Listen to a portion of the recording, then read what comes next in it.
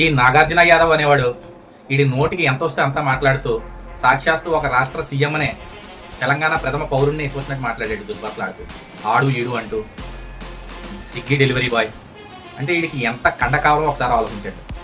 మరి తెలంగాణలో ఉన్నటువంటి సోకాల్డ్ ఎవరైతే మేము తెలంగాణ వాదులు అని చెప్పుకుంటారో ప్రొఫెసర్ నాగేశ్వరరావు తప్పుడు సమాచారం ఇచ్చినందుకు, తప్పుడుగా మాట్లాడినందుకు, పవన్ కళ్యాణ్ గారిపై లేనిపోయినటువంటి విషయాలు మాట్లాడినందుకు, పవన్ కళ్యాణ్ గారు దానికి తగ్గట్టుగా మాట్లాడినందుకు, జన సైనికులు మాట్లాడినందుకు ఇష్టం వచ్చినట్టు తెలంగాణ వాదాన్ని తెర మీదకి తీసుకొచ్చారు మీరు అంతా కలిసి.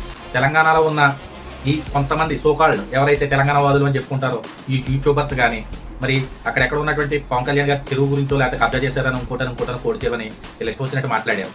తెలంగాణ వాదాన్ని తెర మీదకి తీసుకొచ్చారు. కల్వకుంట్ల కవిత ఇష్టం వచ్చినట్టు మాట్లాడింది. అంటే ఎంతమంది ఎన్ని రకాల తెలంగాణ వాదాన్ని తెర మీదకి తీసుకొచ్చి పవన్ కళ్యాణ్ గారి మీద విషయం చిమ్మారో ఒకసారి గుర్తుంచుకోండి. మరి ఈ రోజున తెలంగాణకి ప్రథమ పౌరుడు అయినటువంటి 4 కోట్ల మందికి ప్రాతినిధ్యం వహిస్తున్నటువంటి ఒక వ్యక్తి గురించి ఇష్టం వచ్చినట్టు మాట్లాడితే ఎందుకు మాట్లాడలేదు? ఎన్నేళ్లని మీరు తెలంగాణ వాదాన్ని అడ్డు పెట్టుకుని లేనిపోయినట్లకి నిందల మోపుతూ మీ ఇష్టం వచ్చినట్టు తెలంగాణ వాదం తెర మీద తీసుకొచ్చి ప్రాంతాల మధ్య విద్వేషాలు రెచ్చగొడతారు.